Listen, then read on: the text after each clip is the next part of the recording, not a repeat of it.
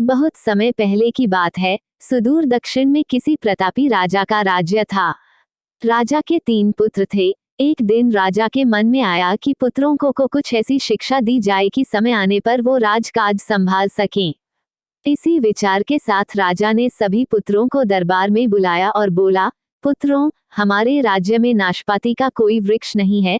मैं चाहता हूँ तुम सब 4-4 महीने के अंतराल पर इस वृक्ष की तलाश में जाओ और पता लगाओ कि वो कैसा होता है।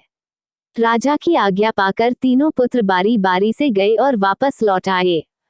सभी पुत्रों के लौट आने पर राजा ने पुनः सभी को दरबार में बुलाया और उस पेड़ के बारे में बताने को कहा। पहला पुत्र बोला, पिताजी, वह पेड़ तो बिल्कुल टेढ़ा मेढ़ा और सूखा हुआ था। नहीं नहीं, वो तो बिल्कुल हरा भरा था, लेकिन शायद उसमें कुछ कमी थी क्योंकि उस पर एक भी फल नहीं लगा था। दूसरे पुत्र ने पहले को बीच में ही रोकते हुए कहा। फिर तीसरा पुत्र बोला, भैया, लगता है आप भी कोई गलत पेड़ देख आए, क्योंकि मैंने सचमुच नाशपाती का पेड़ देखा। वो बहुत ही शानदार था और फलों से लदा पड़ा था। और तीनों पुत्र अपनी अपनी बात को लेकर आपस में विवाद करने लगे कि तभी राजा अपने सिंहासन से उठे और बोले, पुत्रों, तुम्हें आपस में बहस करने की कोई आवश्यकता नहीं है। दरअसल तुम तीनों ही वृक्ष का सही वर्णन कर रहे हो। मैंने जानबूझकर तुम्हें अलग अलग मौसम में वृक्ष खोजने भेजा था और तुमने जो देखा वो उस मौसम के अनुसार था। मैं चाहता हूँ कि इस अनुभव के आधार पर तुम 3 बातों को गांठ बांध लो।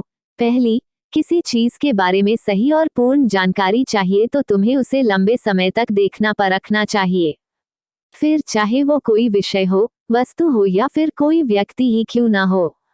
दूसरी, हर मौसम एक सा नहीं होता। जिस प्रकार वृक्ष मौसम के अनुसार सूखता, हरा भरा या फलों से लदा रहता है, उसी प्रकार मनुष्य के जीवन में भी उतार चढ़ाव आते रहते हैं।